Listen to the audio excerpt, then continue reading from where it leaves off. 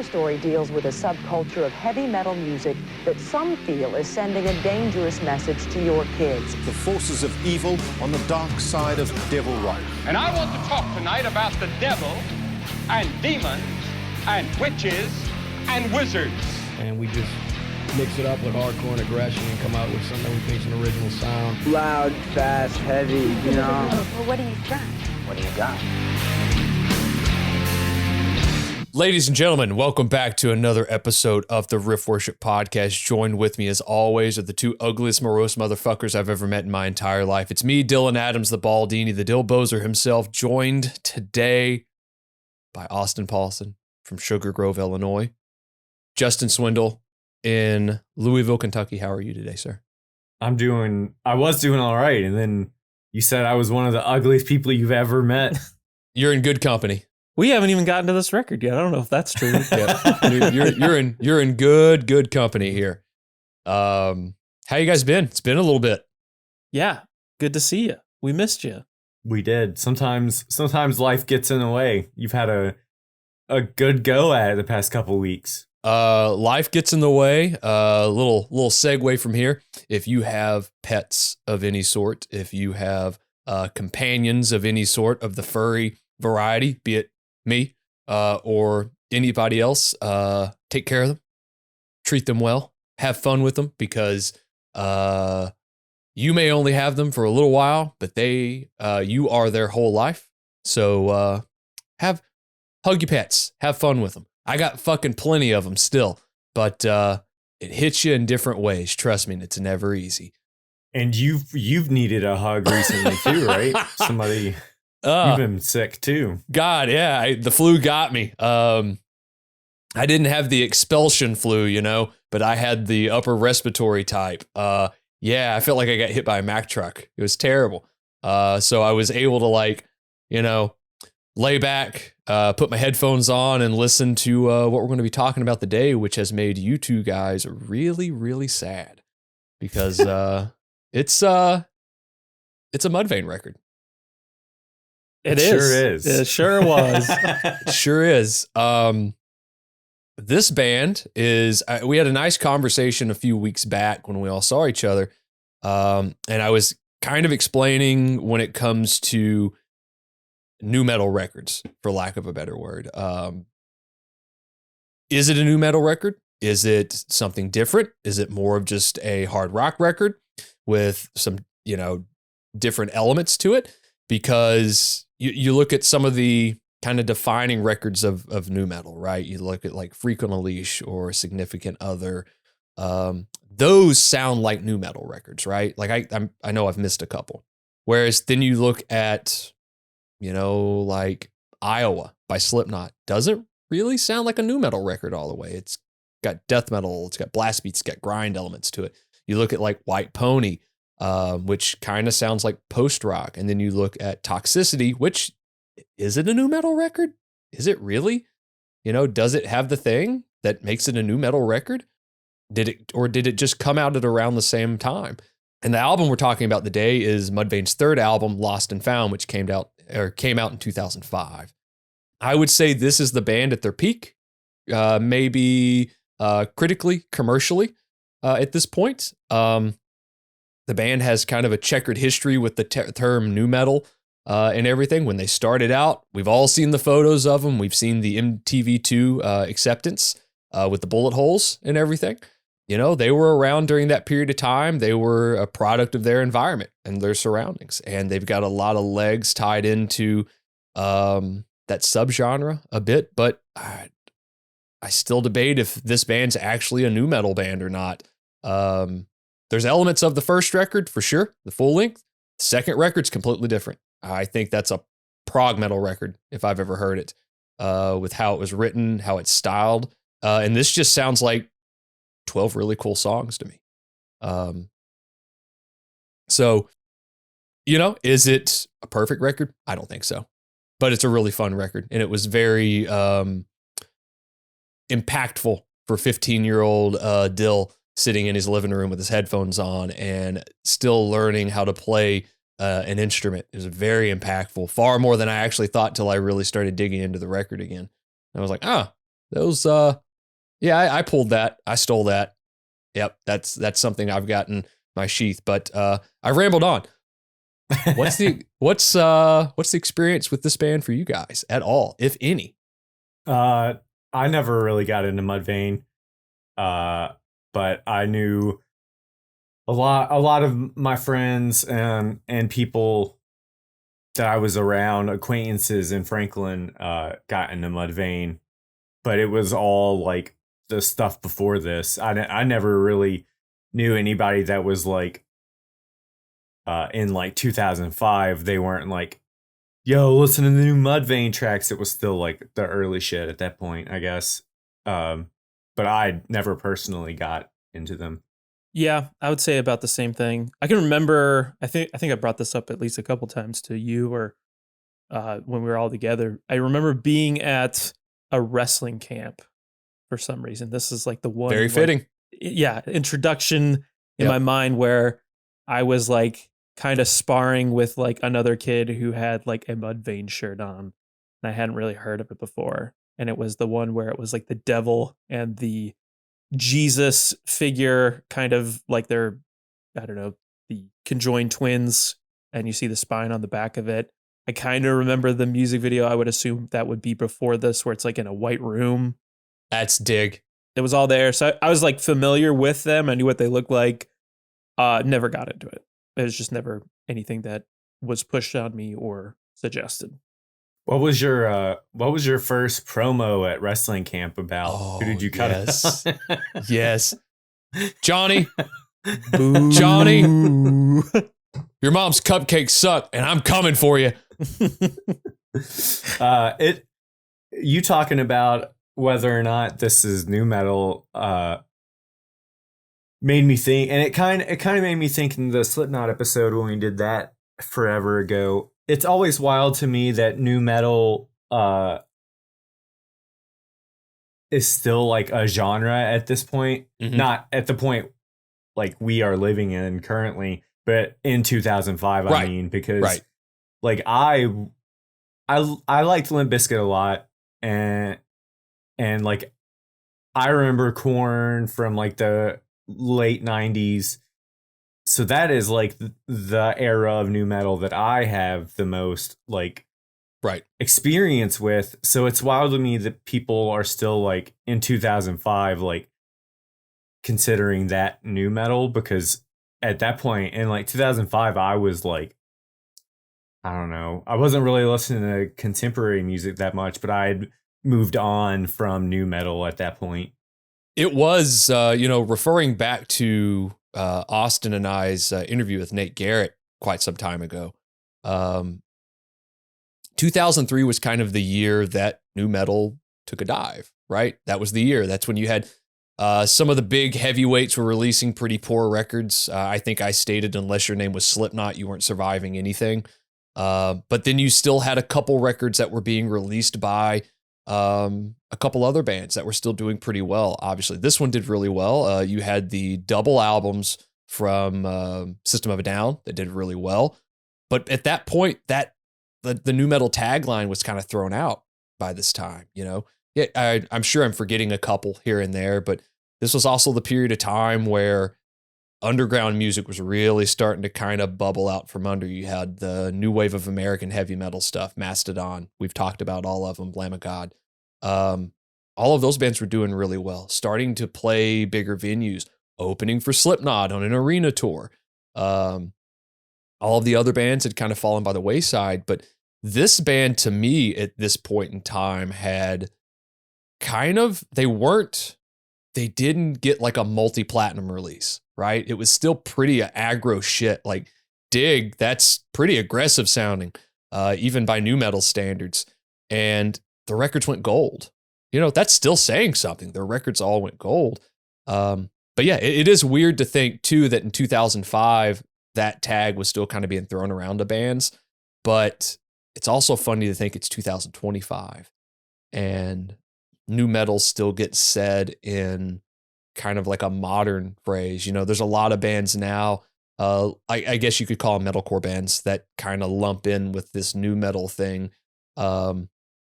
But nu metal had a big stronghold on kind of popular heavy music for quite some time. And, let's take it from like 95 to 03. I mean, that's 8 years. That's pretty good chunk of time. I mean, fuck, Korn was on like TRL. I'm pretty sure Limp Bizkit was at one point as well. But yeah, it is funny to think that nu metal was still being thrown around in 05, because even back then I knew it as a dirty word. It was like, yeah, nu metal's dead. It's gone. Let's dig into the bands that are kind of contemporary and modern. Let's get into that. But I grew up with, the MTV2 era. There was a period of time where I didn't have cable television. And I think Swindle you can probably attest to that as well. And all of the music I got into, I kind of filtered from maybe what was on the radio, or, what buddies were listening to, or maybe when I was over at their house, I would get to see what was on TV. And I saw the VMA acceptance speech of this band. I saw Dig debut on like MTV2 prior to moving to a smaller town. And there was a period of time where I didn't have really any connection to what was going on in modern media at that time. So I'm sure I would have been more into a lot of these bands at that point in time. So I was playing catch up later. It's like, hey, I bought the first Korn record, and then I bought, Follow the Leader because it was used. I had like $10 saved up, and I got them both. And you obviously make the assessment there. The first Korn record's much better than Follow the Leader. It just is. And you go, okay, you kind of weed through the shit that makes sense. And for whatever reason, that first Mudvayne record, when I heard it, it was really big, but I don't think I really grasped the band until the second album, which was The End of All Things to Come. But enough of me rambling on. Let's kind of get into the background of this band a little bit. This band's been around a little bit longer than even I really realized. I knew they had been around since the late 90s. I didn't realize they'd been around since about 1996. But to give some background to that statement, the band basically formed in Peoria, Illinois, which is, 2 or 3 hours away from Chicago, the Chicagoland area. And they'd all kind of came from different backgrounds. I know Chad is from an even smaller area that he's described, like a small town, kind of like I grew up in, which had less than like 500 people in it or something. And it seems that they all met at a YMCA. Could not confirm that, I will say. Yeah, I found that in like one article with like no reference point. So maybe that happened. Maybe, we've plenty of times we meet pals at the YMCA. Who hasn't? And there's a ton of stuff regarding this band that's like that. There's a lot of anonymity in this band's early years with nicknames and the whole like characters being played. But it seems like Chad and Greg, seems like Greg, the guitar player, Greg Tribbett, the drummer, Matthew McDonough, and bassist Sean Barclay formed the band. Chad joined the band quite some time later. Chad's got an interesting story with who and why he joined the band, but basically Chad was already working like a pretty good job at this point in time, making $40,000 a year, which thinking about it now, it's we're not going to get into politics right now. It's insane, but $40,000 is, people are still making that right now, and it's fucking stupid that they're making that, and everybody's expected to live off that. $40,000 in the late 90s. Chad basically left his job and dove headfirst into this band because he saw something in it. He believed in it, went for it. They all had these mutual kind of musical taste. And Chad basically states that he had no money saved up. Nothing was in the hole. He spent it all, blew it all on beer. What's it say? Beer and bubble gum and baseball cards or something like that. And just dove headfirst into this band. The band then at that point started to play regionally around the Chicagoland area. And I listened to an interview recently where Chad even stated they played no covers during this time frame. Like a lot of the bands that they were kind of playing shows with would incorporate covers into their set. Apparently Mudvayne dove headfirst into this and just started playing originals, started writing originals, started playing those, getting that to the crowd. I also want to bring up too that Chad did come up with the name. There's some interesting history behind that that's still not very clear with the name. I'm sure there's a reason behind the name, but it definitely seems more of like, it just sounded cool. This was during an era where if there was a name that sounded good and no one had taken it, go for it, right? But during this time period, the band recorded, I guess, an EP called Kill Iota, with a couple tracks being with their prior bass player, Sean Barclay. And during this time frame as well, Sean either left the band or was let go from the band. And then enter Ryan Martini, who is, I think, probably the focal point of the band. That's what most people know this band about. A few years ago, the Dig video got really popular on TikTok with the bass slapping part, the memes and everything. Ryan played in another local band named Broken Altar, which focused on like progressive rock, progressive metal, and almost jazz fusion stuff.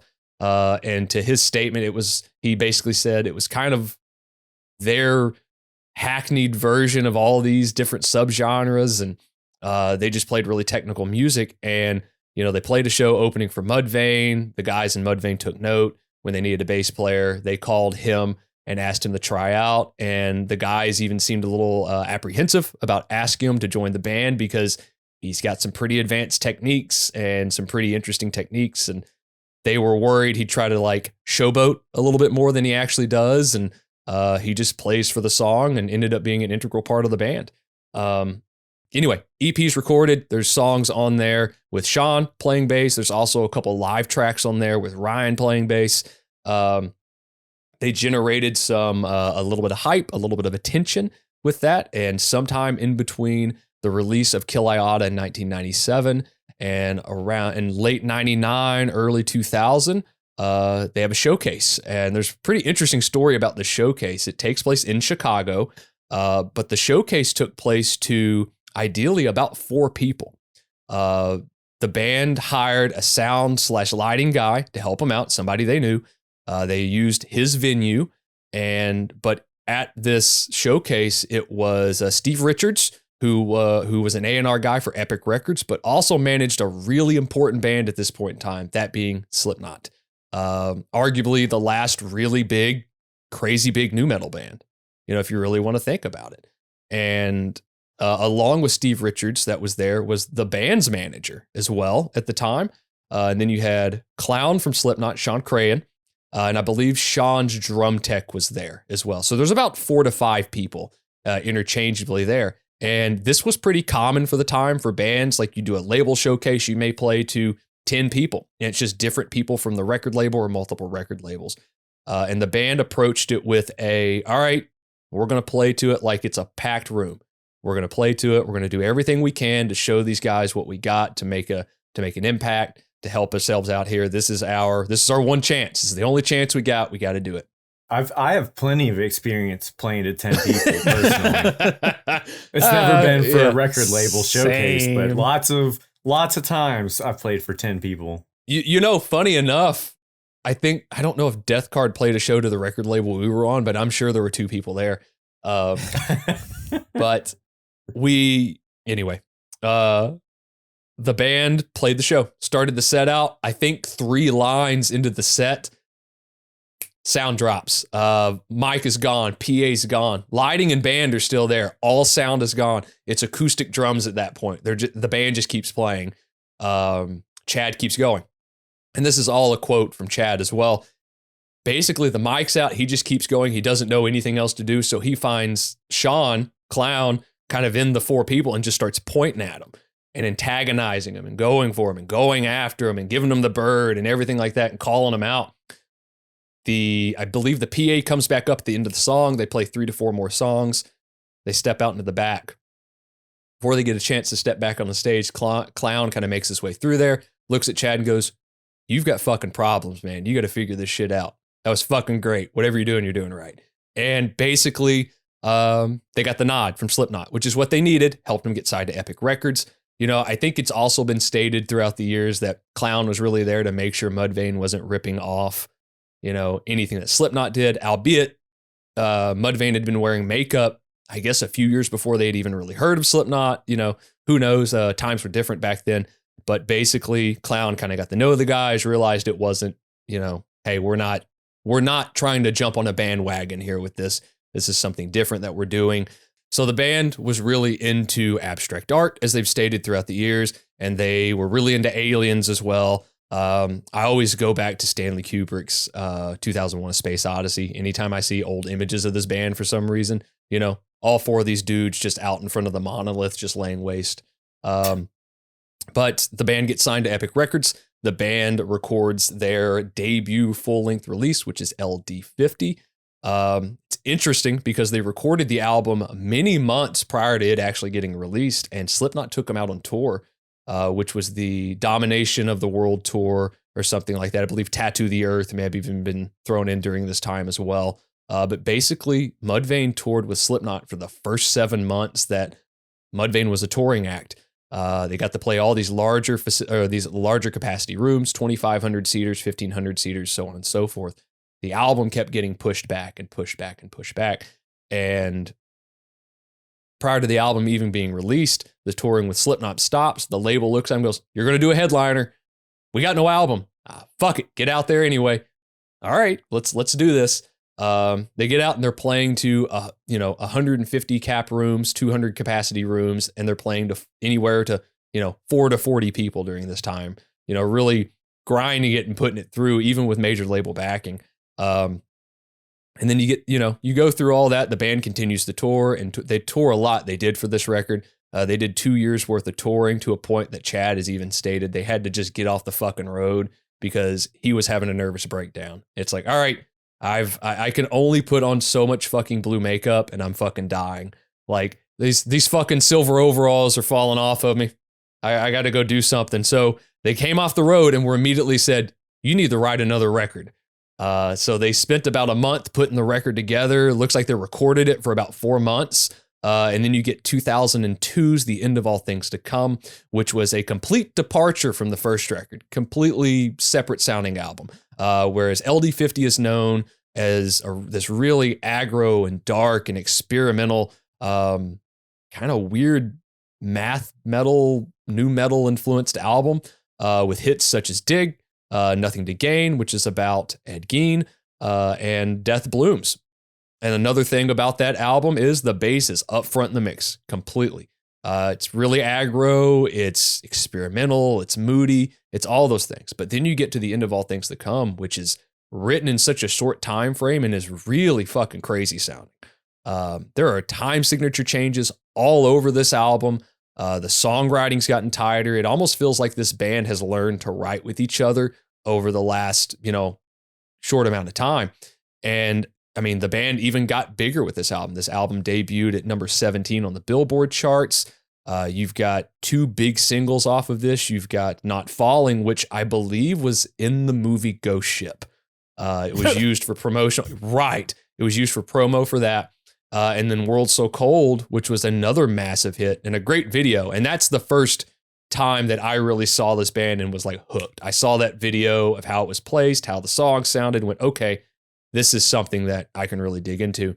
And I think I internalized a lot of the music on that record more so than LD50 because it's influenced a lot of how I play, how I write, the ideas that I come up with and everything. But it's that's a wild fucking record. If you think this band's a one-trick pony, listen to that album in particular. But off the success of that album, which went gold shortly after its release, the band got asked to tour with Metallica. I mean, nothing bigger than that. Not a thing bigger than that. Metallica had just released an album called Saint Anger. And they had I believe it's the yeah, never heard of it. Clang. They did the second version of their Summer Sanitarium tour, which had first been introduced in 2000, which had acts as varied as System of a Down, Korn, and I believe some piece of shit that has a bar in Nashville was even on that tour at that point in time. Bob or something, whatever his name is. And so this was the second iteration of the tour, and it's a lot of bands that were contemporary to the time, which was really interesting. Obviously, you have Metallica as the headliner. I believe you have direct support from Linkin Park, Limp Bizkit, Deftones, and then Mudvayne's opening it. So it's like heavy hitters from that era of music. And it's funny because the largest of those bands is obviously Linkin Park, even to this day. Deftones is probably more critically lauded, and we know what happened to Fred and gang. But Mudvayne was the weird one. You know, there's a great DVD for this band that was released around this time that's just live footage from them playing the Summer Sanitarium tour. And they're playing to like, you know, a couple thousand people at this point. You know, it's early in the day, like it's probably noon when they're kicking. And you can hear people yelling at the band. I think there's even a point where like Hetfield's kind of side stage yelling at the band saying, "Is that all you got?" And they're fucking with each other. It's kind of cool to see that. But the band is obviously doing something right. That album goes gold. They're touring with Metallica. What else do you do from there? Where do you go from there? What more is there to do? What's the peak? Well, you get back off the road. You go fucking write another record, right? Rinse, repeat.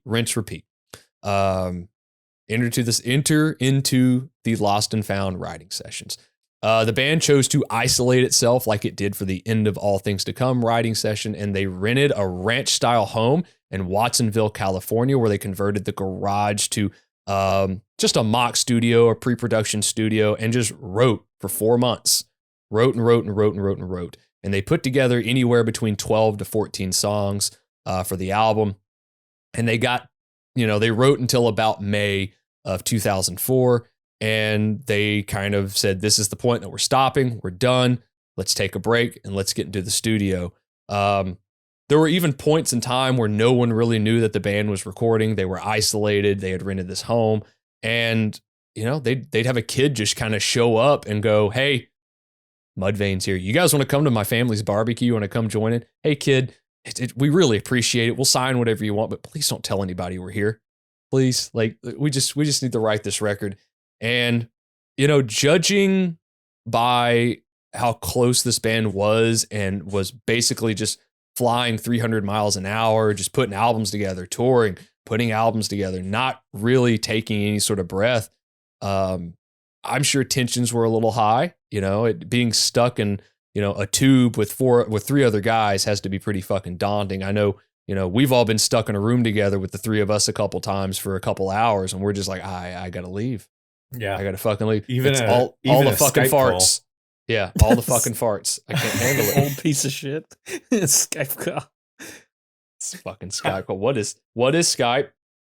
But this process seemed to work really well for the band. They seemed to yield really great results, whereas they're able to isolate, spend no time other than writing the record, testing things out, figuring things out. And the writing process for this record seemed to go pretty well. You know, they got into the studio, they were ready to go. Chad's been quoted as saying that this is the only record he's ever written that he had all of the lyrics done before the recording. They were meeting up with producer Dave Fortman, who has worked with a litany of bands. You know, he did I Hate God. He did Crowbar. He did Soylent Green, which we recently discussed. He did Evanescence's largest record. He did Slipknot's All Hope Is Gone from 2008. So he's got a wide variety of acts and bands that he's worked with. He was also the former guitar player of Ugly Kid Joe, if you guys remember that band.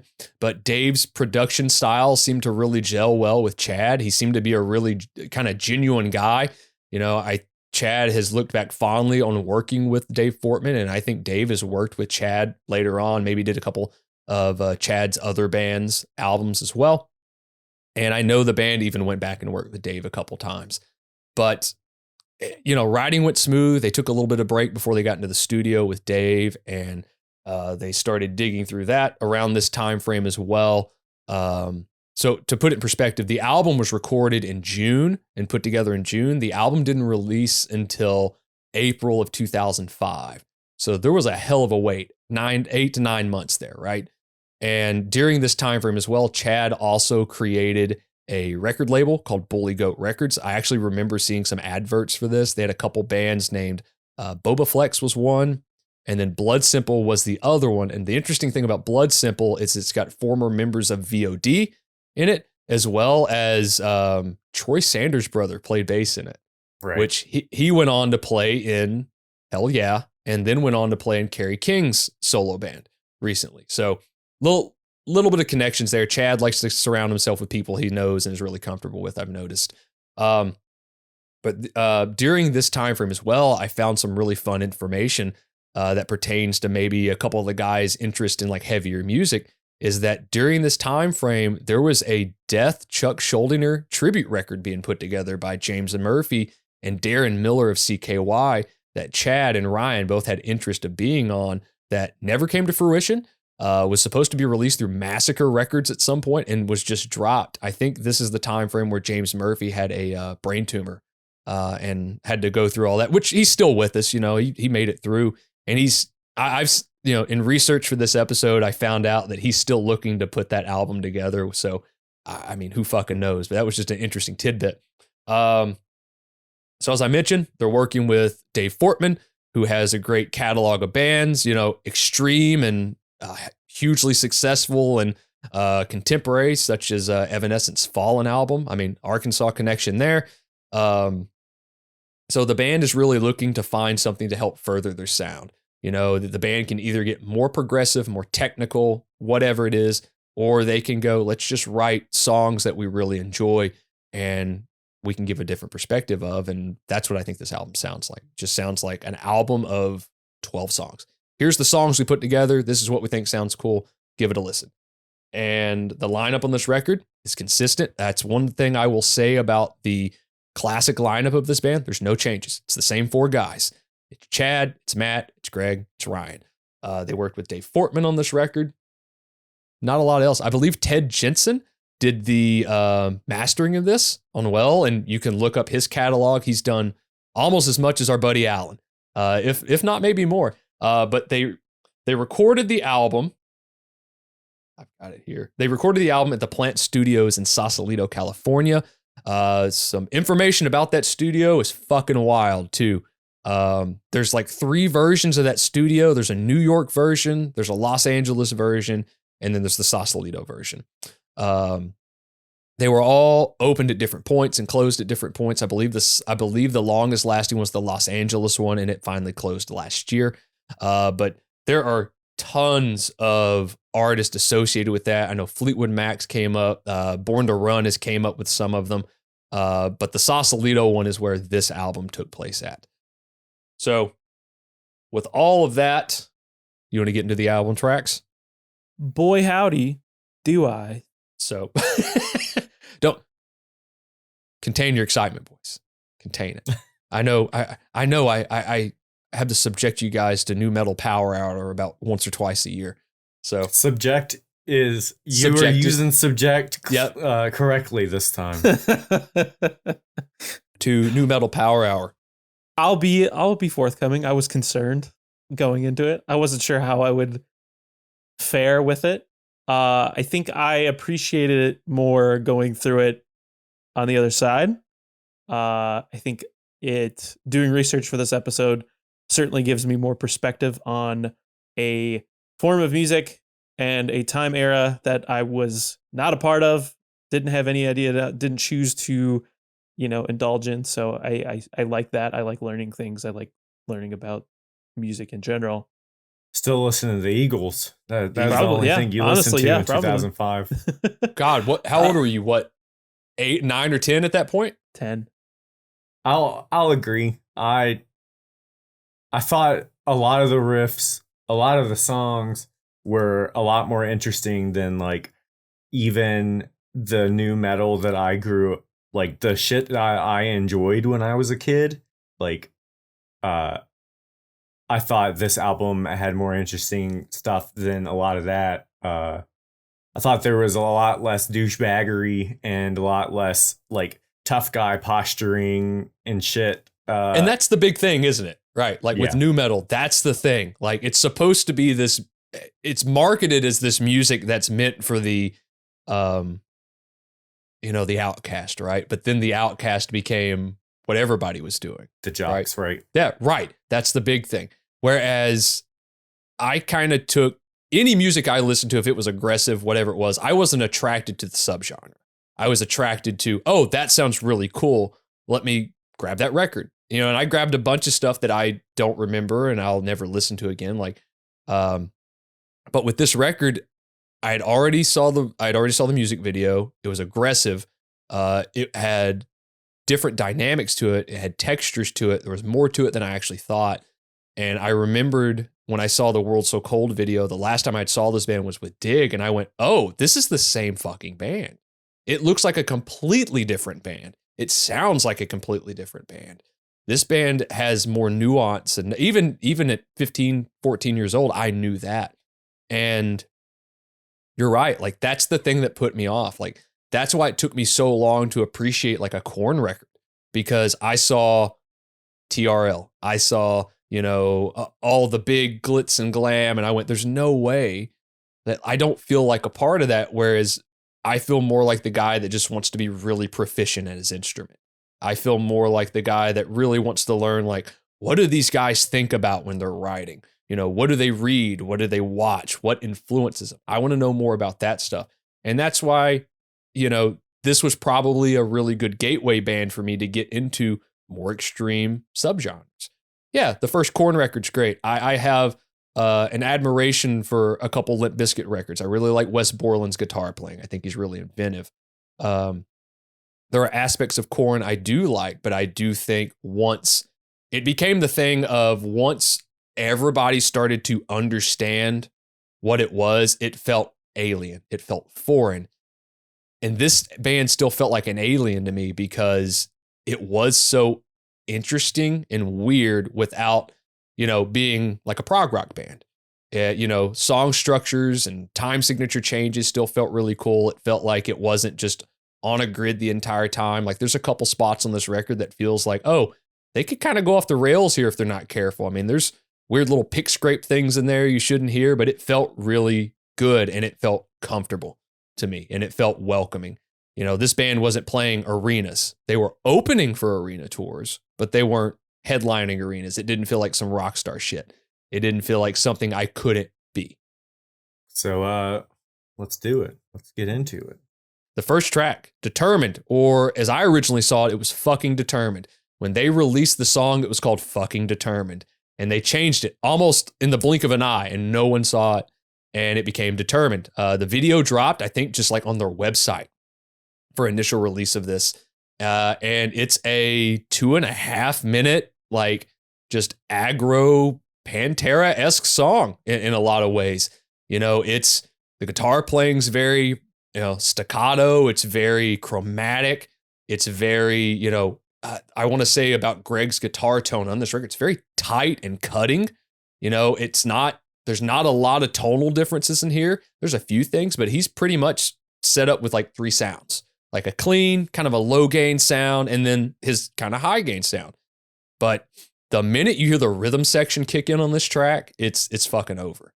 Yeah, it opens right out of the gate with like that fucking double bass and kind of those fills. That's like the really like the kind of standout, focal point for me on this song in particular was just like the drumming performance. I do want to say I found more of an appreciation for Matt's playing, going back and digging into the catalog again. I'd always liked his playing, but hearing the nuance in his playing and some of the things that he does and the fills and the little tails at the end of certain, certain sections of songs and how he builds into them, it's like, oh, this dude's played a lot of shit. This guy knows. He's definitely a fan of like prog rock and probably a lot of different other styles of music. It's definitely there in his playing, and he's really tight too. The snare sound on this record is really cool. It's got a little bit of a ring at the tail end of it that I like, especially with being a fan of death metal like I am. It really cuts. I've always felt that this band, with each release, buried the most important member of the band further and further in the mix, though. There are points on this record, especially if you listen to headphones like all 3 of us do, he's all over the record. You can hear him.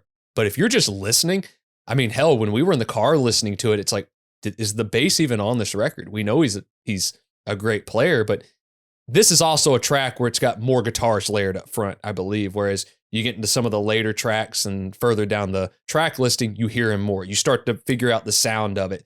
It's a very live bass sound, but this is more of a straightforward track, but he's definitely doing some wild shit. He being Ryan, with Matt's drum playing on here. The rhythm section is astounding on this track. I thought the vocals, especially in this song, and a lot of the faster songs remind me of Corey Taylor, where he's like doing the kind of not really rapping, but like fast that yelling. Syncopated. Yeah. The verses on this song reminded me of Corey Taylor a lot. 100%. And I have more of an appreciation for Chad's vocals on this record. Between this record and the End of All Things to Come, I felt like he really kind of found a good niche for himself on this record. Like he knew what he could do. He knew the sounds he could make. He knew his range, and it all fit really well. Prior to the recording of the End of All Things to Come, the band had actually tuned up half a step. They were playing in like a drop B, and it wasn't really sitting well with his range, and they brought it up that half step. Works so much better with his range on here. I think it's more fitting for the band. I know there's been some interviews throughout the years with Ryan of his kind of tuning that he uses. Basically, he uses an array of 4 and 5 string basses. Usually if it's a 4 string, it's just a drop C, which if for anybody that's listening that's not familiar with this shit, it's just drop D tuned down a full step. But when he's using his 5 strings, it's the higher 4 strings tuned to drop C, but then his lowest string, which is normally a B, is tuned to G. So he's got 2 low octaves up there so he can have this new kind of array of playing.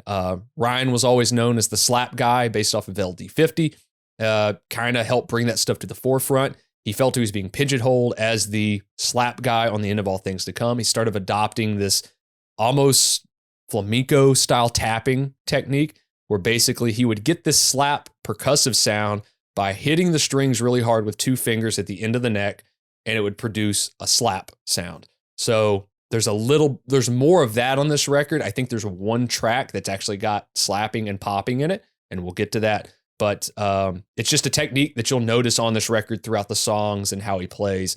But great track, cool opening track, probably the better opening track to have because it is so hyper aggressive and in your face. Like there's no melodicism to it. It's got dissonance in it. It's got blast beats for a couple measures towards the end of it that I thought was really cool. Going back into the chorus or maybe just like as a transition from a bridge back into the chorus, I think I caught that. Also, there were two bridges that essentially use the same riff, but like changed it up a little bit. They have like multiple bridges on like most of the songs on this album. And they'll feed into each other too. Like they'll feed into each other, and there may even be like a sampling of something else in between them that comes back later on, which I thought was really interesting. You know, there are a couple songs on here that are traditional song structure. I get it, but there's much more that have just like these kind of, you know, abstract song structures. Pushing through, second track on the record. This is a fun one. I think Ryan is more audible at the opening of this track for sure. Greg has a great kind of technique of using dissonance and minor chords really well with his guitar playing. I think his guitar playing on this record works more as like the fundamental, right? Where typically the bass kind of works as the fundamental. I think Greg's that guy on here. You know, he knows his sound, he knows what it's supposed to be, and he does it really well. And, you know, Matt and Ryan are doing what I'd like to think is one of the cooler rhythm section things, which is you're creating your own part underneath the guitar part. You know, we alluded to that in our Botch episode. We talked about that in These Arms Are Snakes video. It really made me think of this record when we were talking about those two records as well because of how this is set up. But this is where you notice Ryan's tones. This is where you notice Ryan's tones a little bit different. It's warmer. It sounds more like a live bass tone. It's definitely warm, almost sounds fuzzy at certain points, like woolly. Sounds like a tube amp being driven a little bit with how it's mixed. The choruses on this track aren't the most melodic thing in the world. They're very atonal sounding, almost stomping, kind of like pounding rhythms there, a little bit of Pantera. That chorus riff is long. It's a very long riff, and it's weird. I liked the chorus. I will say the one thing I certainly noticed about Greg's playing that I appreciated, like there's definitely stuff on this record where I'm like, okay, this sounds very of the time, and like okay, it makes sense that like some of the riffs and the the chord choices are on here, but I think what I really appreciated about listening to some of these tracks was that the riffs go somewhere.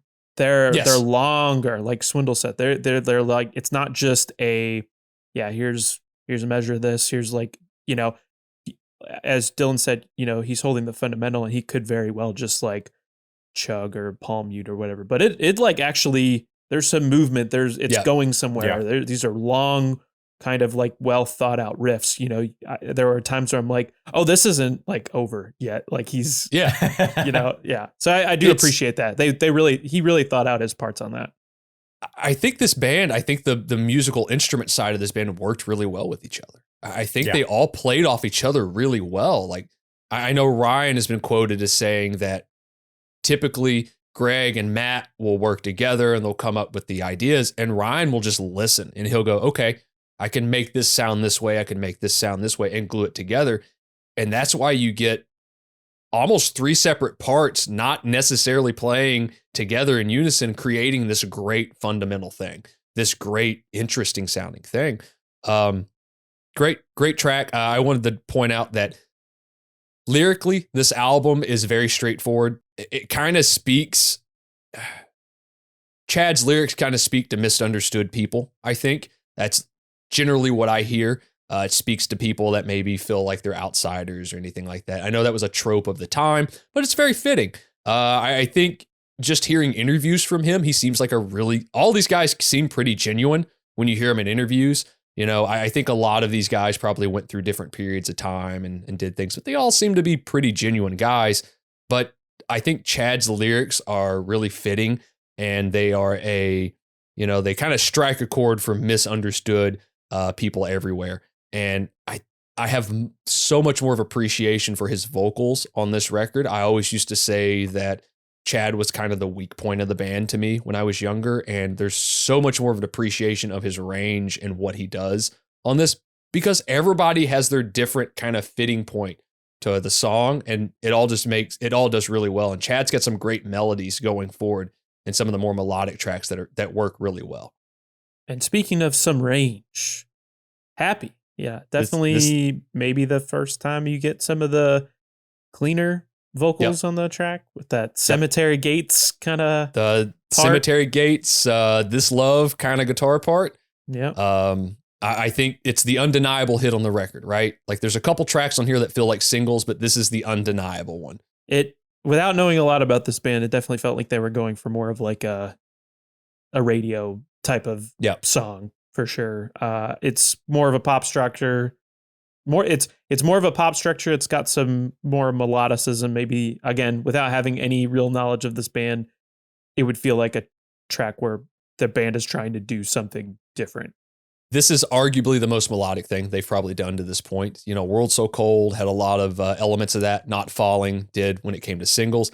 LD50 does not have a ton of melodicism on it. It's pretty atonal and straightforward, like as little flourishes. It's weirder than it is catchy.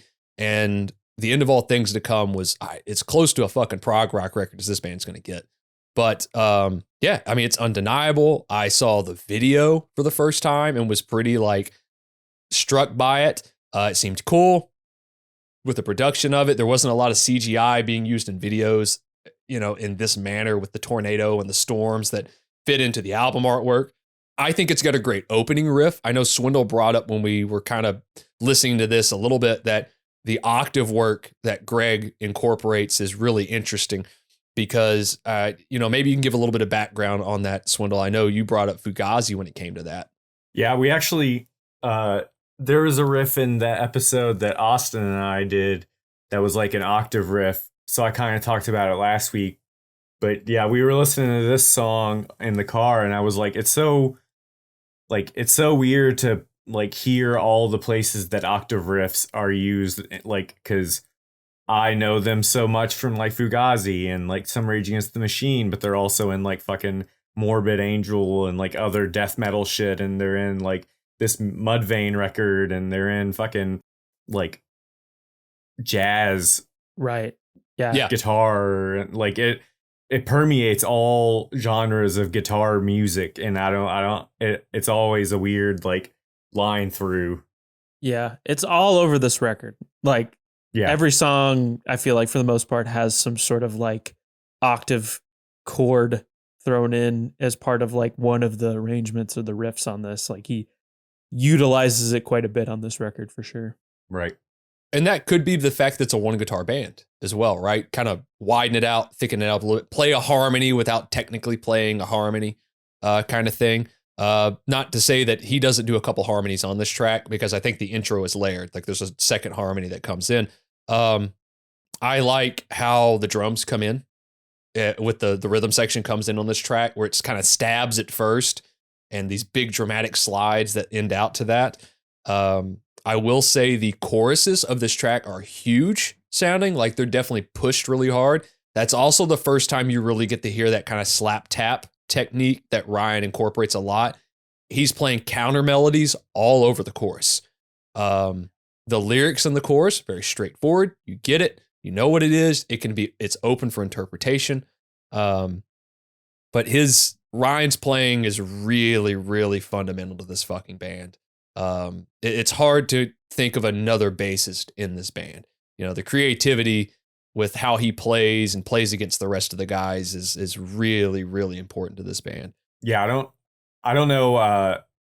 I maybe didn't catch it in the first parts, but I especially noticed in the last chorus, like all the clacking of the of like the yeah. I mean, he's hitting it hard too. He plays really hard. If you've ever I kind of went in a rabbit hole and watched a lot of his videos, like he's hitting the strings really fucking hard.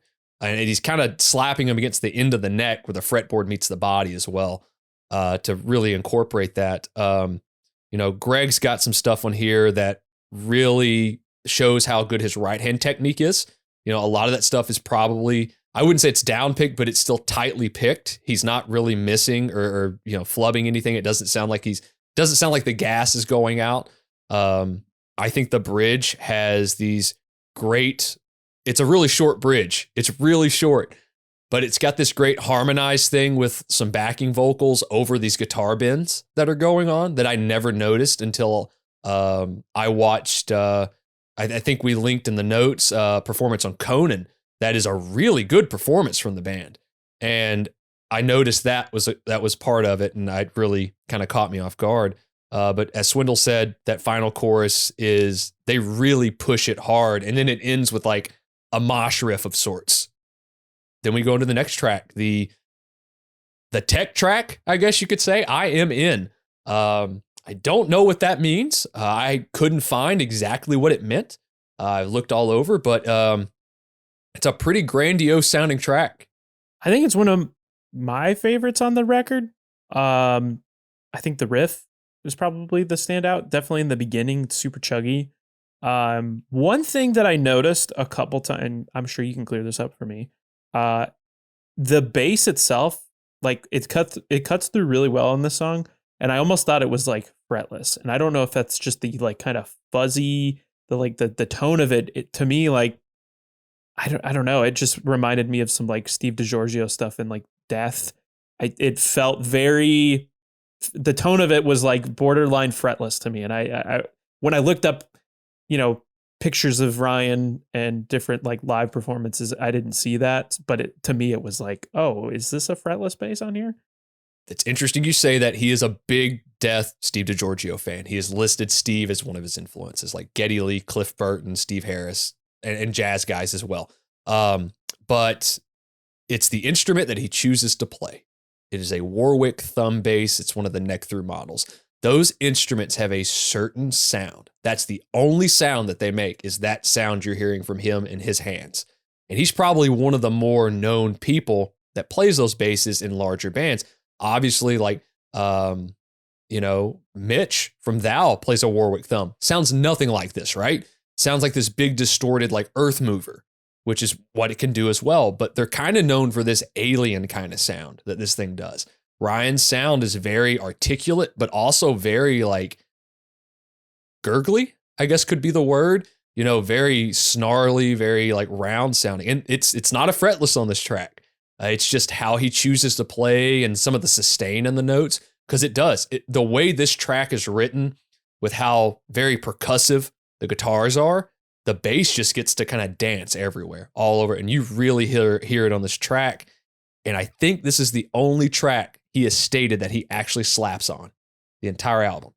I couldn't tell where it was. I'm sure it's probably the main riff itself, because that would make sense to be one of the more aggressive sounding things to slap that. But you're right. This track arguably could be the most aggressive track on the album, aside from Determined, like maybe the most dense, like densely aggressive thing, right?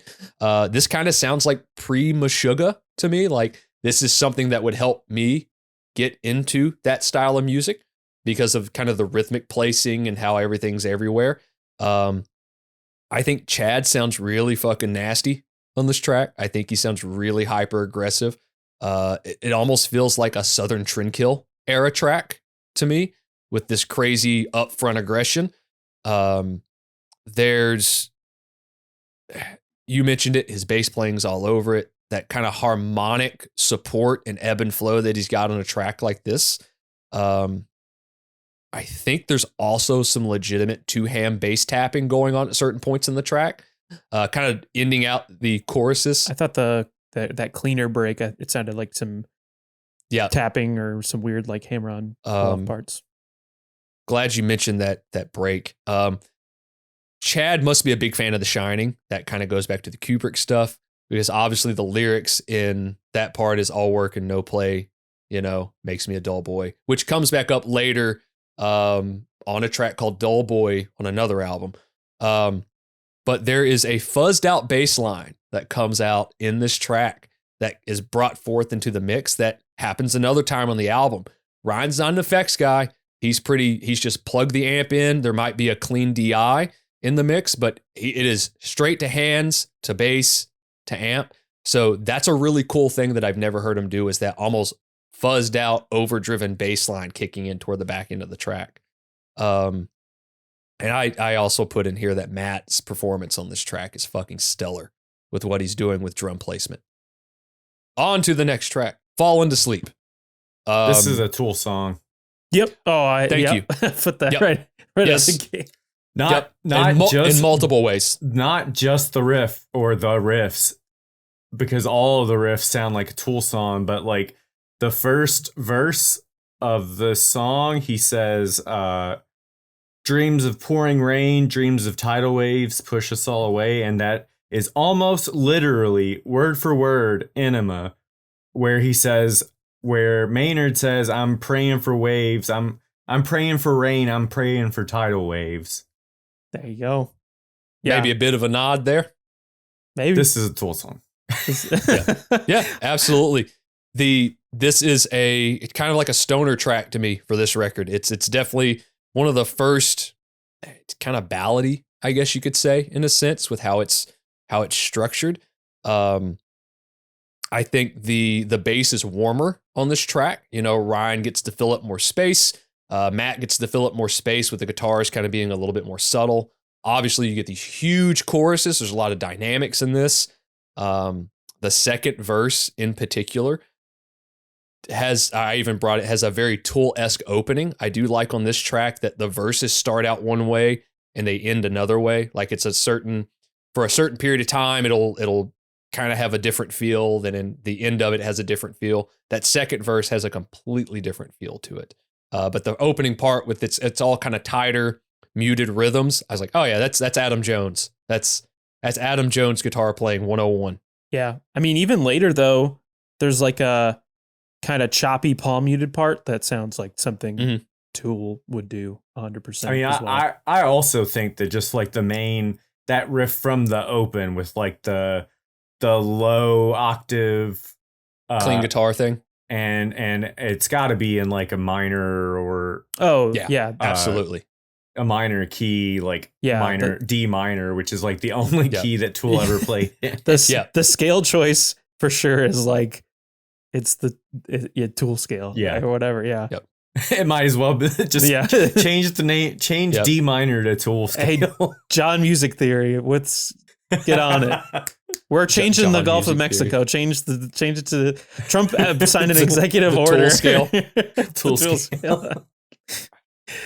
It's the track's full of hooks. I think it's a great big single. It's probably the weirder of the 3 singles on the album to me. The video is interesting. It's a lot of it's very South Park N64 video game graphics to me. They had so many music videos for this fucking record. Yeah. What was it, 4? At least 4 in total. Yeah. I Am In had a video. I don't know if it was an actual music video, but it's a video nonetheless. Bonus footage or some shit. They had maybe it's something bonus thing for the CD, I would imagine. So to touch on that, this was during the era where record companies were releasing dual disc, which basically meant it was a 2-sided disc. One side was the album. The other side would either be a DVD portion, a CD-ROM, or it would literally be a different sound quality version of the album. Like you would buy one, it would be, whatever the original bit rate was, but then you'd flip it over and it'd be in 5.1 Dolby or something like that, which is, as a 15-year-old schmuck from Arkansas, I didn't have that. So I just listened to it and one side got scratched. Another great drum performance from Matt. I can't not praise this guy's drum performance on this album because it's fucking great. Very snappy drummer. He's definitely hitting hard. You can hear the hits with this. There's some great overdub play in the bridge too. There's a wah guitar layered in there just a little bit, just in certain aspects of it. And then the final chorus just has Ryan kind of changing his playing style up a lot, which I liked a lot. Rain.Sun.Gone. It's I like the rhythm. The rhythmic choices in the intro were pretty interesting. Yep. I didn't know what time signature. Anybody catch what that might have been? I just thought I didn't think about counting. Sorry. You're the numbers guy. What the hell? Yeah, I don't know. The rhythmic choices on this record are certainly unique. Yep. Double bass going fucking nuts in the beginning. Before that, the tom play. Kind of leads into that, right, with that main rhythm kicking in, I thought was really cool. And then the transition to double kick, as you said. It's cool. I like that the song, that open riff is like a pre-chorus riff. It comes back. Yeah. It's not, but it's also, I think they do it in a later song, a couple songs for now, but it's not the chorus riff. Most of the times when bands start off a song with a riff, it's the hook, but this one isn't even the hook. It's before the chorus comes in, right? It fucking with everybody, 101. Right. Musicians are dicks, right? Right. I do like the chorus riff of this song. It's fucking weird too. The verses are, again, kind of using that atonal word again. Probably the most atonal thing on the record. It's also got these weird bass lines kind of going throughout it as well that kind of just carry on, which I thought is great. It's melodic without being overly melodic, right? It's carrying its own melody. It ends up being the melody of the song, essentially. This is where I really pointed out Matt's snare. You pointed out that it kind of starts out with the pre-chorus riff. The third verse of this song, if you can even call it that, has it where the guitars are kind of dropping out and the bass and drums are kind of going back, and the bass and drums are carrying, the guitar kind of bops in and out a little bit. I like that. I called it a bridge because it's kind of in between choruses. And then there's a big ol' metal pause going into the second bridge. The second bridge is I think it's just guitar and vocal, maybe it's just a lot quieter. Yeah. Track ends with a really cool mosh riff of sorts. It ends. Right. It ends, huh? Yeah. So I love the transition from this track to the next one. That is perfect. And that opening riff of Choices is fucking cool. I did have to check. It was seamless. And I remember I'm looking at the thing, I'm when did we get to here? I was when did this happen? I do like a lot of aspects of this song. I felt like they could scale it down a little bit. 2.5 minutes. They could chop 2.5 minutes off of it and it'd been perfect. There's some, to not a pun, but there are some choices in this track that I did not appreciate, but I liked a lot of aspects of the song. I'm sure you can guess what. Because I brought it up in the car. I hate the eeny, meeny, miny, mo thing. God. I can't stand it. Yeah, it's very odd. Chad has another choice later on the record that's very similar that I don't like either. But that's my one gripe from this song. Truthfully, that's my one gripe from this song. Because even as a kid, I didn't like it. You know, I went, all right, it's cool. Like, I get it. It's your choice.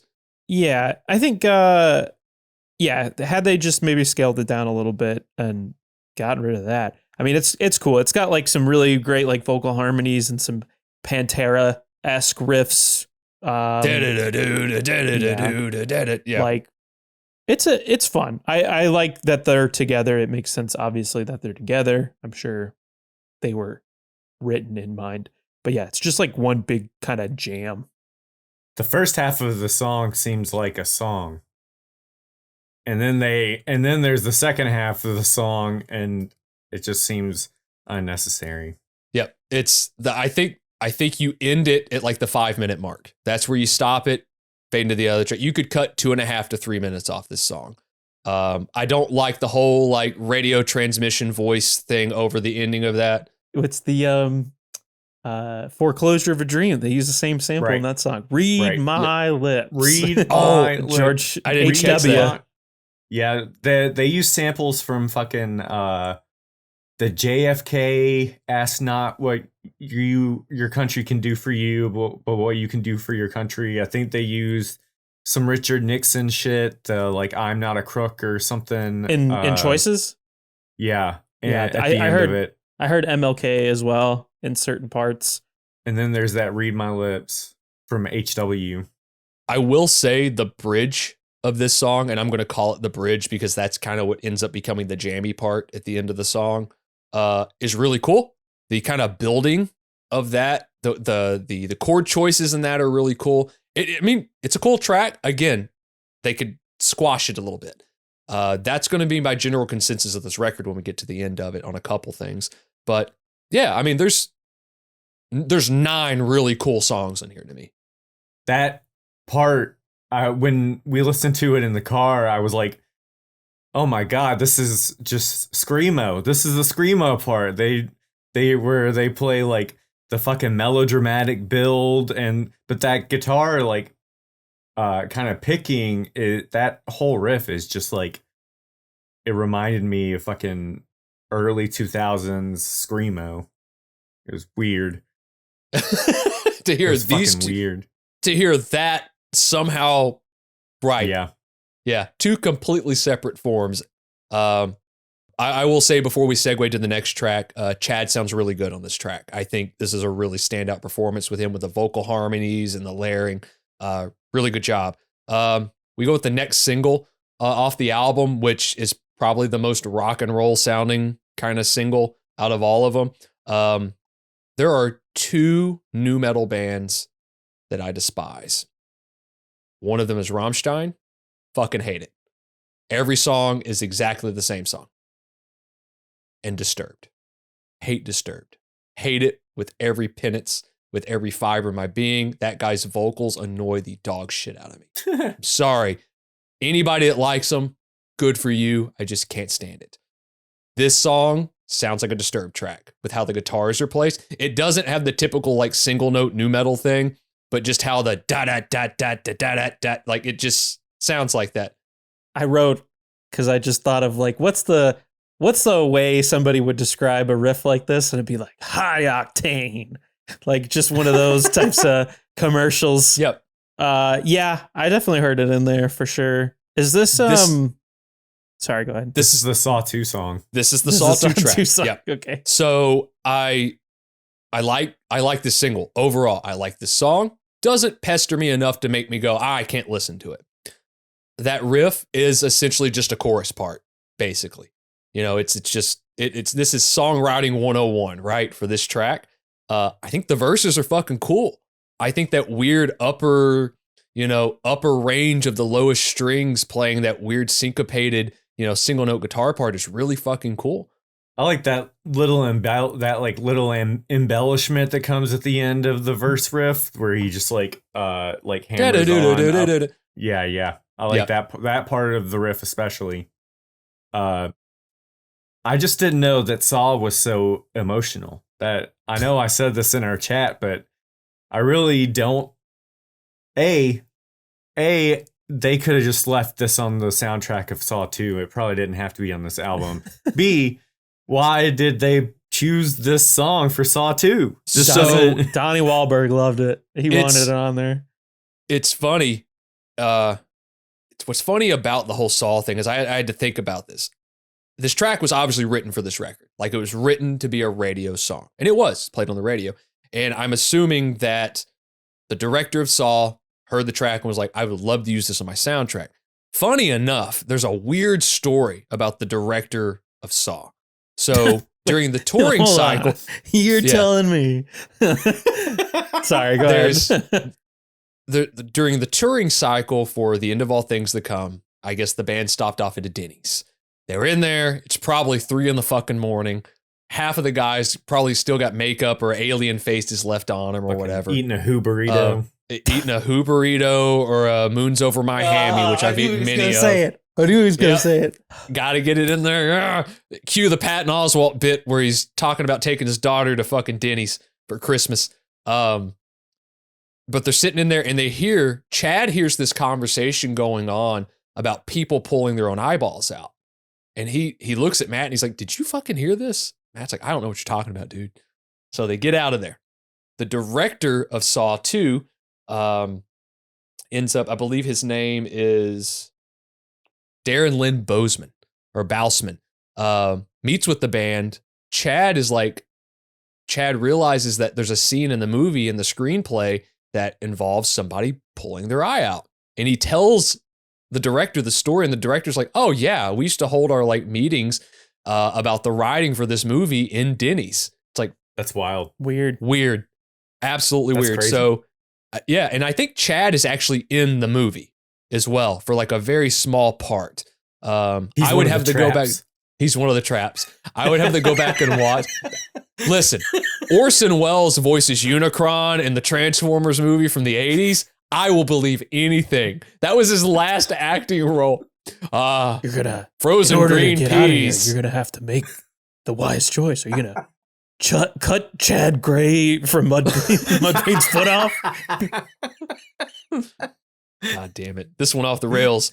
Cool track. It's a single. I think it's one of the less kind of varied tracks on the record for sure. Even comparing it to like a Happy, which had much more going on. This was just kind of a big rock and roll, kind of hard rock single, right? The bass is warm. It cuts through where it needs to. The drums are playing to serve the song. There's a great moshy riff in the kind of being used instead of the final chorus. It works as the chorus. It's just a cool single. You know, no complaints. If this song had been written now, that last part would have been in like the drums would have been in a halftime, and it would have been a big ass breakdown. It's close to a breakdown now, but it is not quite there. It's like this far off from a breakdown. So we're in the back half of the record. We are in the back. We're getting to the finish line here. This is where I start looking at the tracks on the album and I go, okay, some of these I don't care for as much. This next track happens to be one of those, TV Radio. This does not sound like this band to me. I don't even mind. Like it, to me, it has more, for the most part, it's very straightforward. It has more of like a punk kind of vibe in a way. My brain went Police. Okay, interesting. That kind of, sure. Yeah, my brain went Police for some reason. That open riff is very strange. It sounds like a major key. Yep. And there's like a more delicate version of the riff that's played at like the beginning and like dispersed occasionally in the verse, but then they do like the loud version of the same riff. That chorus riff kind of reminded me of like a melodic metalcore band from like the late 2000s, maybe. Like I could see that. Yeah, I can't think of one. The harmonic kind of placing of the end of that chorus riff is really fucking cool. because of how quick it is. Because it's not just it's not the string scrape with the muted strings. It's literally a picked harmonic each time. This also has the second instance of the vocal thing that he chooses to do that I cannot get behind. I hate it. Yeah, I know. I don't care for it either. But I will say that the bridge on this song is fucking stellar. Matt's playing on this bridge is off the fucking charts with what he's doing and going back and forth. I think Chad took some chances on this record, especially after just being like, I'm a metal singer for the last 2 albums. He took some chances. He kind of stepped out of his range a little bit and did things that you wouldn't expect. I can appreciate it. That doesn't mean it's my favorite track on the record. So when we did the Judas Priest episode, we noted that like almost every song on that album ended the exact same way. Almost every song on this album ends the exact same way. Like whatever the song structure is, it almost is indefinitely chorus, big part, end. Like almost every single song is like chorus, big part, end. The one that like isn't exactly that is, I think it's I Am In. And the only reason that I Am In is any different is because it's like chorus, big part, then they bring the noise from the beginning of the song back into the end of the song. And that's the only thing that makes that song different than the end of the rest of the album. I wish they had just like thrown some variation for the end into any of the songs. I don't know. I have to say that the track, not the next track, but one of the last 2 tracks, I think does that. But that might be my one large gripe from the record is when we get to it. The next track is just a track. That marching snare at the intro is really fucking cool. Paradiddle type thing. Is that what they call it? Is that it? Yeah. I don't know. I don't know if it's. I didn't pay that much attention. I like the marching snare. I like the crazy bass slide that kind of goes in that if you're really not paying attention, you won't catch it. It's a double stop, which just means a bass chord sliding into the track. Ryan states that he's not slapping in the verse, but he's definitely popping some strings really hard, like really fucking hard. I thought that was the coolest part. It's that verse that lock-in in the verse. Yeah, right. Where he's just going the fuck off. It's there. Yeah. It sounds like a pop to me there, Dill. Yep. It does. There's some vocal things towards I think it's in the second verse that Chad does where he hits a different kind of sound that's not on the rest of the record that I thought was fucking cool. It sounds like kind of a more throaty death metal thing. It's just for like a split second. And it hit me with that. And in this track, because this is a very quick track, this kind of sounds in vain to like Forget to Remember for me. This sounds like it was going to be another big kind of radioactive rock single. It's not a bad track. Again, it's maybe a little more forgettable because even when it came down to like doing my active listen to this track, this is the one I went, I don't remember what this title is. Like I could remember the last 2 and I could remember everything before it, but this is the track that kind of gets forgotten for me. The bridge is, tight with this great bass line going on in it. That's one thing about every track on this record. It's got a good bass line for it. It's got really good rhythm section chops all over this album. Ryan's locked the fuck in on this track, and it's a shame that the track that he's probably like the most locked in is kind of a deep cut that gets forgotten. All that you are, baby. I love this fucking track. I think it should have ended the record. This should have been the track that ended the fucking record. I like the last track, but I feel like maybe towards this point I was like, all right, boys, let's like wrap this up. So I can't really I maybe have to go back and really see how I would maybe resequence this. But I do really like the last track a lot. I like this. That's a cool track too. I just don't think. I think the way this track sounds, you move these 2. Yeah, I think that warbly kind of effect that's in the beginning, that kind of spinning kind of swirl. I think because Falling Away From Me ass guitar riff. what is it? Falling Away From Me has a very warbling kind of guitar sound. It's like an intro, or it's like a chorus and probably a flange even at that. Yeah, I think I could see, just based off of that, where it comes in the beginning and then ends on that a little bit at the end. I could certainly see that. The intro has 3 guitars, which I do like. It's 3 different sounds, and if you listen to it, one's on the left, one's on the right, one's dead center. The really chimey one that Swindle's pointing out, the kind of the Falling Away From Me guitar sound, is dead center. It almost sounds like it's pitched up or something like that. There's a low gain one on the right, and then there's just a really clean one on the left. So it's 3 guitars, it's vocals. It plays a little long, but it seems like it's the epic closing track kind of thing. And that's essentially the verse there. Chad's got these great reverb trails on his vocals as well that you can subtly hear that I thought was really cool. At around 132, the band just fucking kicks in with this just locked in driving bass that's pushing through, no pun intended. And Matt is just helping propel the track forward. There's great choruses that the chorus kicks in at 2 minutes and it's there for like 10 seconds. And then it's, they're fucking with us again. They have like a false chorus in the song. The false chorus actually also reminded me of Korn, but the actual chorus part I thought was really cool, and the timing on like all the notes they're playing with there's like a little embellishment that they do at the end of that riff that makes the timing really fucking weird for that also. There's almost kind of very Flea kind of major movement bass lines going on in here as well, like big hammer-ons and pull-offs that Ryan's doing that are sliding up and down the neck that I thought was really, really cool. The transition to the melodic bridge, that is incorporated in. Chad's vocal grit fits so well in these scenarios.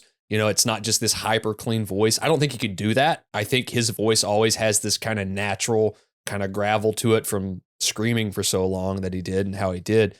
The chorus of this track is fucking great.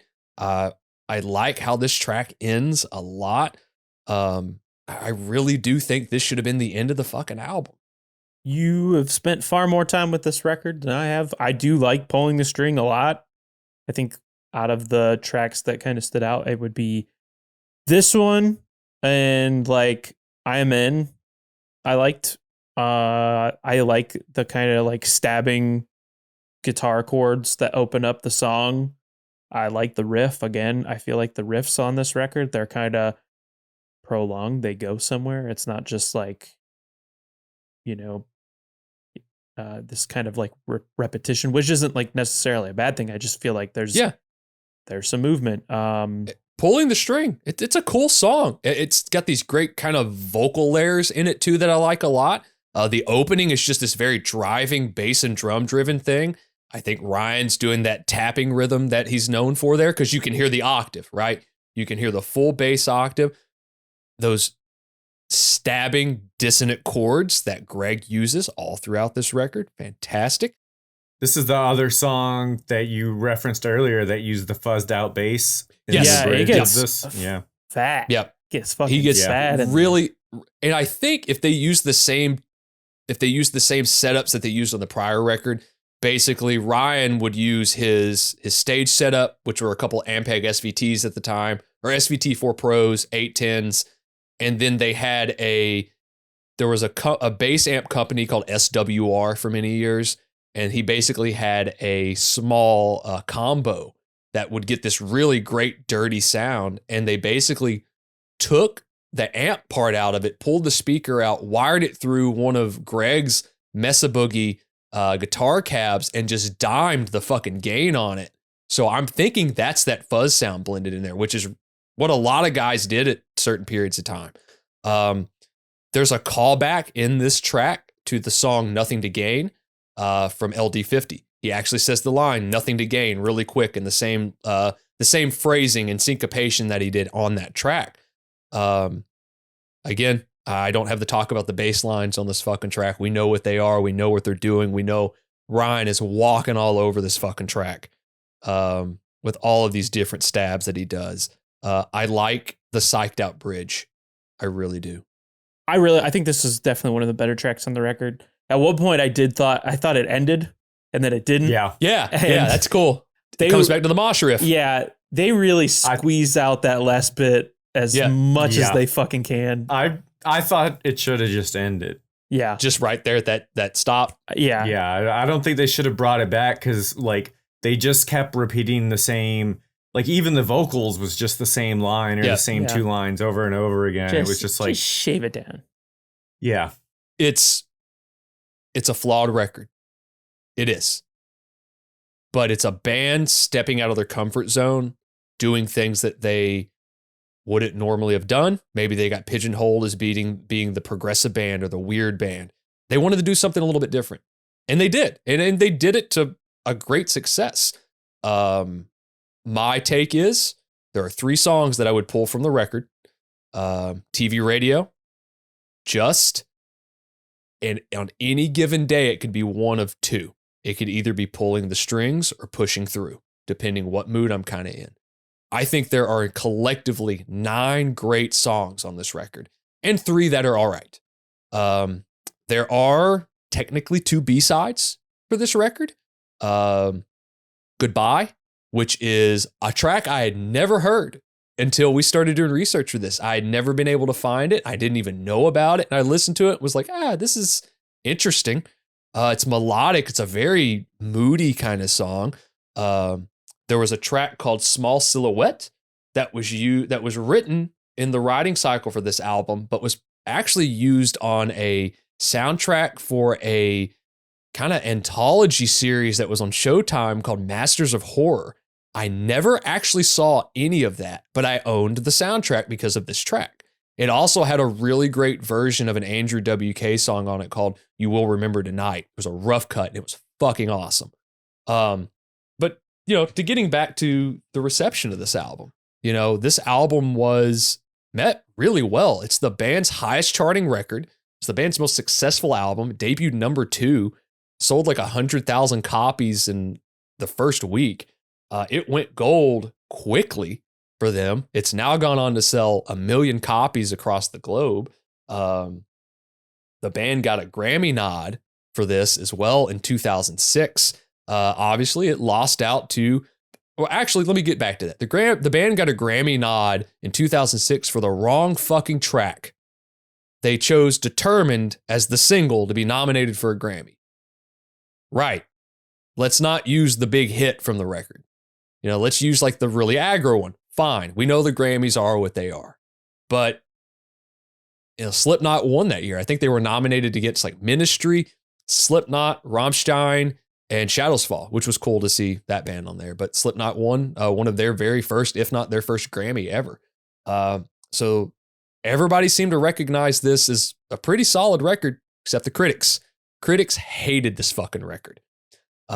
Just despised it, laid into it, called it a slog, called it all sorts of stuff. I do think that this might be the last time all the guys in the band were really gung-ho about a release. I think post this release and some of the touring, which we'll get into, some things started to kind of break down a little bit. But the record was a success, nonetheless. It's band's highest charting record. To me, I think you can take those first 3 records from the band and you can always hold those up over multiple bands' catalogs when it comes to that.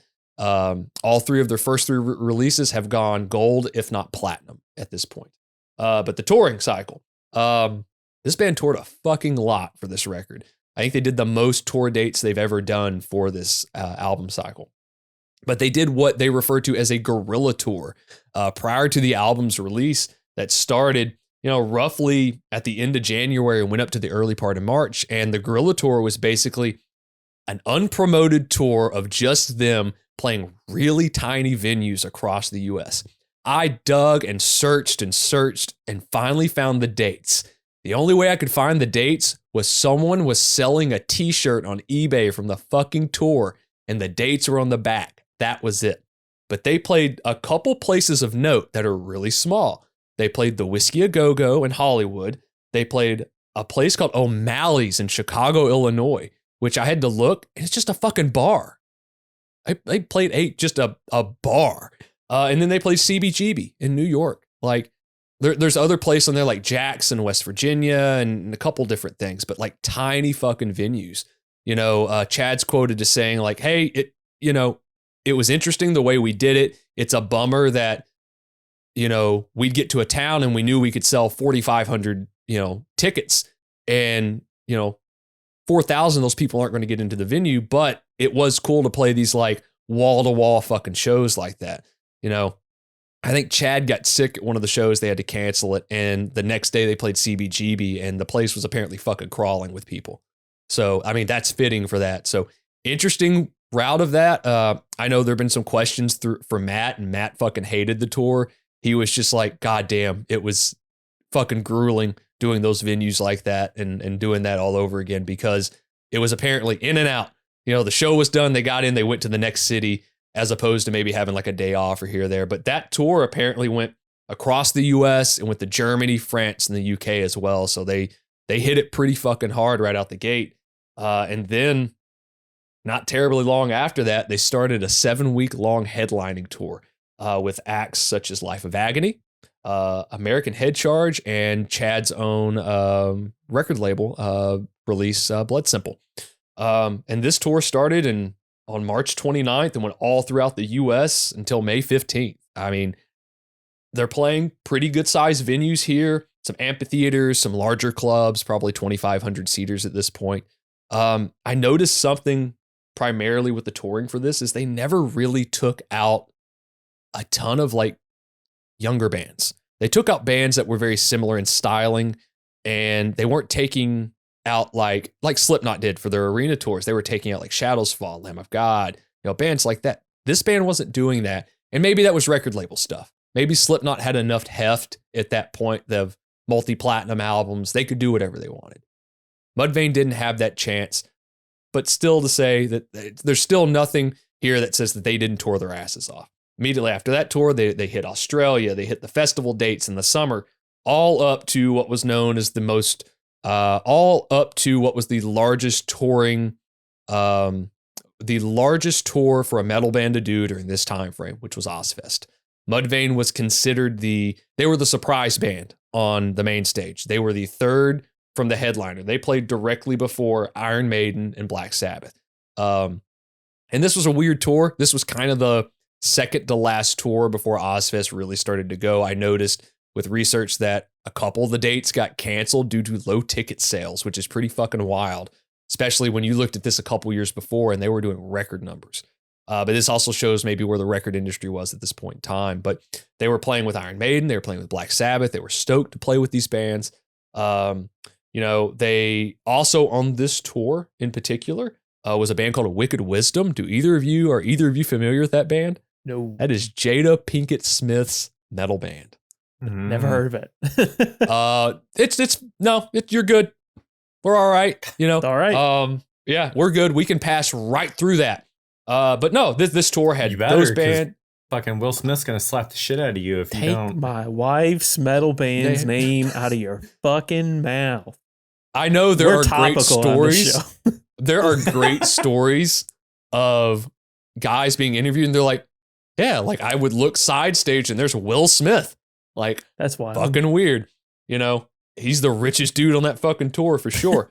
The band then went on after Ozzfest to do the Ozzfest tour. I will say started in July, ended in around early September. It was a long fucking tour that year. Then they went on to do the Masters of Horror tour, which again, Seven Dust, 10 years. Chad takes out another band from the Bully Goat label, which is Boba Flex. They started doing more of the festival circuit, and then they really ended the touring cycle for Lost and Found by opening up for Korn's See You on the Other Side tour, which was an arena tour with the American leg had 10 years as the opening act, and then they did an Asian leg that had Hatebreed and Disturbed on the tour. So the band toured a fucking lot for this album all throughout 05, completely throughout 06. And then that's when we get to kind of the tail end of what happened with this band. There's a bit of an aftermath to this band.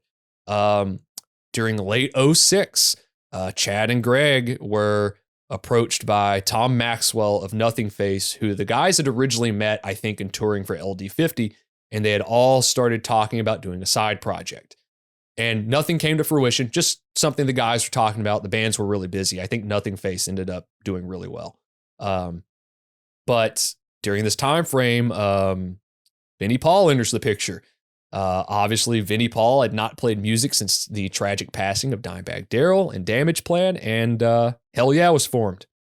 They released an album early 07. They wrote the album sometime at the end of 06, and it came out, and it did what it did.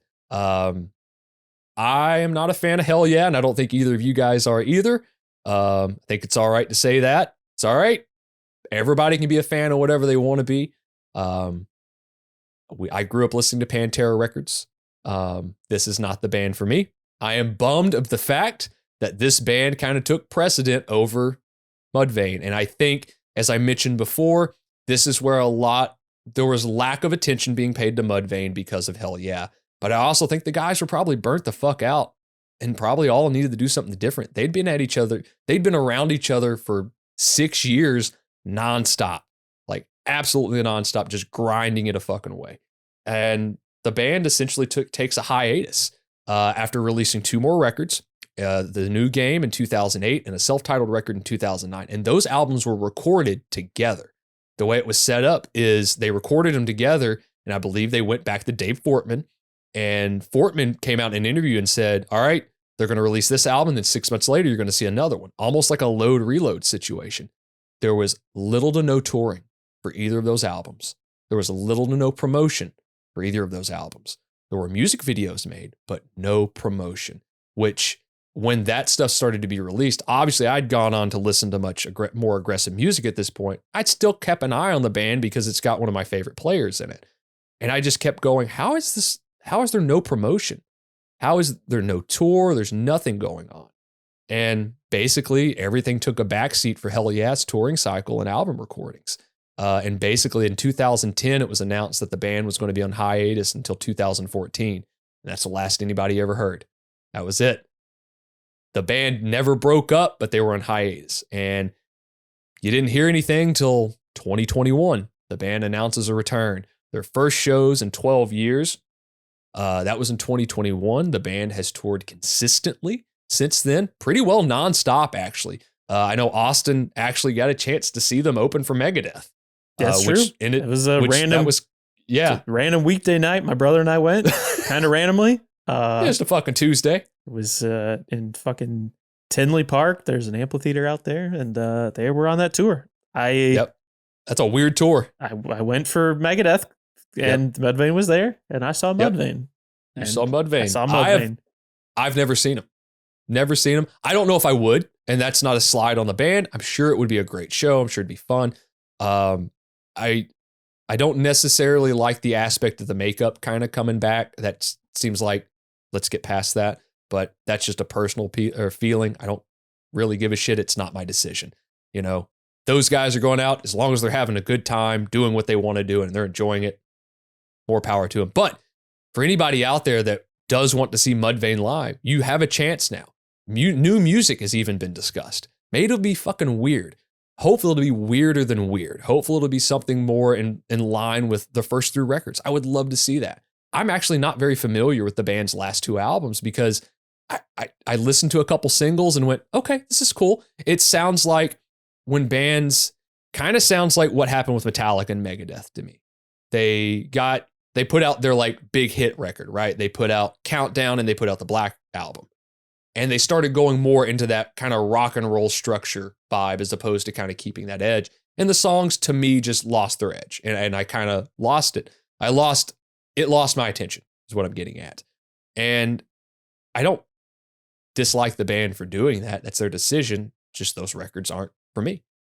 But what I do have is I have these first 3 records that I still really love, that I still really enjoy, and I can listen to over and over and not get bored with them. and still find things that I like and find things that I haven't heard before and find things that still draw me to them like I was drawn to them as a 13-year-old kid learning to play my instrument and realizing that, oh, you can be weird and catchy at the same time. And that's what I get from this record. Is it a perfect record? Absolutely not. Is it one of my favorite records? Yes, it is. Honestly, I don't think I would cut any of the songs, but I think I would cut down almost all of the songs. Like I said, they like almost every song on the album, they would like do the last chorus and then have a big part after it and then end the song. Sometimes they would like bring back a bridge part after the last chorus. Just, I mean, like giving this bridge part context is fine, but I don't think you have to necessarily bring it back again to make it make sense just to have like an extra part. I think there were a lot of songs that were just too long on this album. They just like had parts that didn't need to come back or be there. But personally, I didn't think there were any songs on the album that I was like, this could go. Or like, I think really the biggest hit, the hit that's later on the album was the one that I like gave the least of a fuck about. I was like, I don't really care about this. There's not even like that much going on as far as riffs for us to even talk about. And that was like the only one that I was like, okay. I agree to that one. I think the two best singles are Happy and Fall Into Sleep. I think those are really strong, interesting songs, even though it is, you know, kind of a Tool tribute on Fall Into Sleep, which isn't even a slight, really. This is just a band that was influenced by the Sign of the Times, right? You know, they were listening to what kind of everybody was listening to in the early 90s. It's one of my favorite records, warts and all. It's fun. I still have fun listening to this record. You know, even when I was sick, I would listen to it kind of over and over and like just to see if I missed anything. I was like, fuck, I could put this back on and listen to it again. Like it still inspired me. You know, this band's inspiring to me. The bass playing for this band is so inspiring because it's so fucking weird. He's not really playing anything at all. Hell, the drums are inspiring on this record. It's one of the more locked in rhythm sections of maybe this nu metal subgenre, right? Which had a lot of really good drummers and bass players. That's the one thing you can kind of pick from nu metal and say like, they had good rhythm sections. And I think Ryan stands above them all. I think he's got a playing style that is very reminiscent of so many players. I think if he were in some different band, he would probably have much more respect. But because he was in a band that was known as the makeup band, you know, he's maybe doesn't get as much credit as he should. And he should definitely get a ton of credit. There's a lot of kids that grew up sawing him playing and picked up a bass for the first time. I mean, fuck, I bought a Warwick bass for that reason. That's why I have a Warwick bass. Was this dude. It maybe not the exact model, but like I modeled a lot of my playing after what he did, and like little melodic flourishes he did, little, you know, things here and there I modeled after it. Tremendous band. I'm glad I got to like share it with you guys too. I think the rhythm section is probably the best part of this, to kind of piggyback off of that. I think there's just performance wise, that's probably my favorite part. I kind of mentioned it a few times before. I didn't know exactly how I would feel going into this record. I kind of figured it wouldn't be my thing. I don't think it is my thing, but I definitely appreciate maybe some of the things a bit more coming on the other side. Like I said, like the riffs are not what I expected them to be. I think there is a bit more thought songwriting wise. There's some movement. They go someplace, which I certainly appreciate. Lots of interesting twists and turns at times, transition wise. But I guess I would say my biggest gripe with this thing is probably much of what Swindle said. I think The record's just kind of too long. It's a little long. Yeah, there could definitely be some things shaved down or just taken out, in my opinion, from this record. There's also some things that feel a little dated to me, as far as like the chord choices, stylistically. And again, that probably is just, again, it's not my thing. But yeah, I don't know. I'm glad we got to go through one of your favorite records. If anything, we learned a little bit more about our good friend Dill. You learned more about Dill. And now we're to that point in the episode where we talk about what we've been listening to recently. I'm actually going to go first on this one. So, new Revocation single that just dropped, Confines of Infinity, featuring Travis Ryan of Cattle Decapitation. It slams, it rips, it's dissonant, it's nasty. Travis Ryan is in a gimp mask in the fucking video going off. It's like a fucked up Mr. Bungle. It's great. It's a debut to the band's new lineup, which includes new guitarist Harry Lennon and also bassist Alex Weber, who is one of my favorite players that I hope gets a lot more attention as well. He's very much a player that I think owes a little bit the kind of like the thumb bass kind of background and stuff. He makes his own basses. They're fucking great looking. He's got a sound that is unidentifiably him, and it fits so well into this band. Great fucking track. Looking forward to hearing more about the new record when we do get some details on that.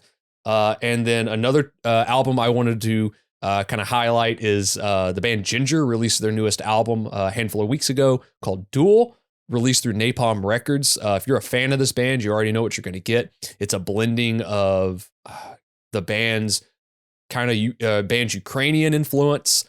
It's got a lot of blast beats. It's got technical guitar playing. The bass playing's up front. Definitely a band that probably grew up listening to a lot of the musical acts that we just talked about in today's episode as well. Really fun fucking record. I became a fan of this band during the pandemic, and I've really enjoyed their last 3 releases. And the last one I want to reference is just because I did go back and listen to it for the first time in probably close to a decade, is Mudvayne's The End of All Things to Come. It's a long fucking record, but it doesn't stop. It doesn't let up. It is twists and turns, and there's fretless bass and all sorts of stuff all over it. It's a wild fucking ride. In a much, much different direction. I'm going to go slower, dronier, doomier, Khanate with their self-titled record from 2001, Khanate. Just some great members from bands like Old, Blind Idiot God, Sun, Burning Witch, the whole nine. They had recently come back after like a pretty, longer hiatus. A couple years ago, returned with To Be Cruel, kind of a surprise release through Sacred Bones Records. They announced 3 shows this year. I'm going to be going to the Chicago date on May 30th at Talia Hall. They're also going to be making an appearance at Prepare at the Ground Festival and a New York date on June 3rd as well. So I figured I'd go back, listen to this record. I turned it on when I was I knew I wasn't going to be doing anything. So I turned it on before bed, and it was an interesting choice. Woke up screaming in the middle of the night. You woke up and it was still going. Yeah, it's right. It's a longer record for sure, but I liked it a lot. I liked the experience, and it is it's one of those records that we often talk about. The show leaves you feeling great, leaves you feeling good. Gonna take old James Plotkin hostage to show the folks in Val that they ain't recording another album. You ain't getting nothing mastered by this guy. I'd posted that I was going to that show, and my favorite was that Swindle sent me a message. It was like, so you're just going to be staring? Because, there's no head bobbing or anything. It's going to be just staring. It'll be fun. So I'm excited for that. I listened to this record, just kind of getting excited, kind of pumping myself up for these shows. Obviously, we've mentioned Thou. We've mentioned Thou a lot. I think they're tired of hearing about Thoucast. Thoucast. I have 2 things to say because I really didn't get we didn't really talk much about the show after that because some things kind of happened. We did.